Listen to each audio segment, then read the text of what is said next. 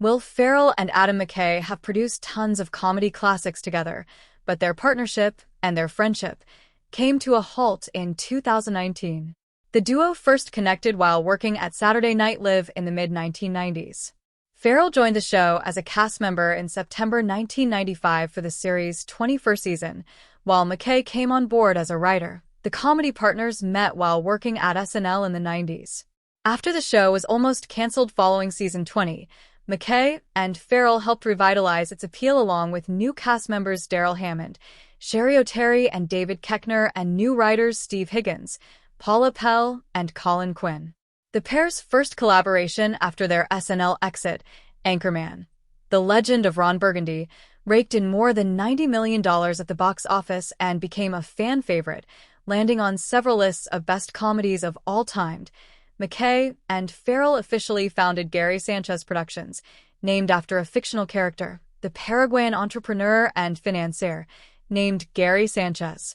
The company went on to produce films including Step Brothers, The Other Guys, The Campaign, Tammy, Daddy's Home, and Eurovision Song Contest, The Story of Fire Saga. The duo founded the Funny or Die website, which eventually spawned Billy on the Street with Billy Eichner, Drunk History, and the Emmy-winning series Between Two Ferns with Zach Galifianakis. December 2013. McKay and Ferrell followed up the success of the first Anchorman with Anchorman 2, The Legend Continues, featuring cameos from Tina Fey, Amy Poehler, Liam Neeson, Kanye West, Drake, Jim Carrey, and many more. December 2018. Holmes and Watson, starring Will Ferrell as Sherlock Holmes and John C. Reilly as Dr. John Watson, premiered after years of being stuck in development, but it bombed at the box office. McKay, who helped edit the film, later told Vanity Fair that the thing was just in rough shape when he was brought in to work on it. April 2019.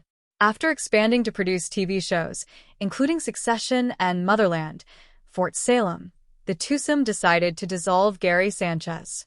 "The two of us will always work together creatively and always be friends," they said in a joint statement at the time. "And we recognize we are lucky as hell to end this venture as such." September 2019. McKay cast Riley in his still untitled HBO limited series about the Los Angeles Lakers. The Vice director later pointed to this incident as the one that caused the end of his friendship with Ferrell months after they ended their business partnership.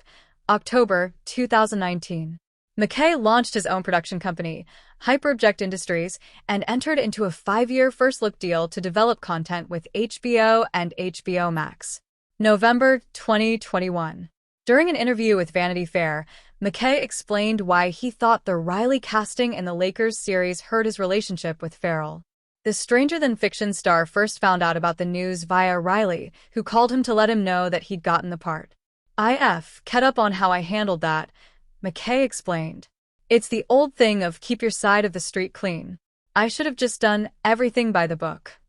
The director claimed that he's since reached out to his former comedy partner, but Ferrell hasn't returned his messages. "He took it as a way deeper hurt than I ever imagined, and I tried to reach out to him, and I reminded him of some slights that were thrown my way that were never apologized for," McKay said. "The whole time it was like I was saying it out loud. Let's not become an episode of Behind the Music. Don't let it happen." And it happened. McKay opened up about dissolving the duo's creative partnership amid casting drama for their Winning Time series. Despite rumors that Ferrell hoped to play Jerry Buss, the director alleged during a February 2022 Hollywood Reporter interview that Ferrell was good with Michael Shannon playing the role instead. After Shannon dropped out of the project 1 week before filming was slated to start, McKay offered the role to John C. Reilly without letting his former creative partner know. "It was at this weird moment where Will and I weren't exactly hugging each other, even though there was nothing that terrible, and John called Will and said, 'Hey, McKay just came to me with this,'" McKay alleged. "And Will was very hurt that I wasn't the one to call him, and I should have. I've kept up." McKay told Business Insider in June 2026 that he's open to the idea of reconnecting with Ferrell after they decided to part ways as creative partners in 2019. "We always got along great. We were tremendous creative partners," McKay told the outlet about them previously founding production company Gary Sanchez Productions. McKay addressed what led to their rift, adding, "The only thing that caused acrimony between us was when we decided to end our production company, Gary Sanchez. And I know it was reported one way or the other, but that was really it." McKay told Business Insider that it was a shame because he had a great creative partnership with Ferrell. "I think both of us underestimated the complications that go with not just having a company, but a very successful company," McKay continued. "We had it for a long time and did a lot of cool projects." McKay pointed out that Ferrell had publicly said he didn't want to produce films.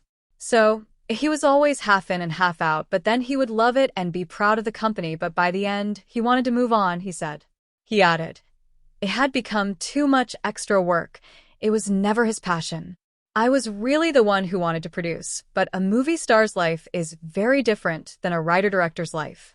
So we split up. But life goes on. We had a great run."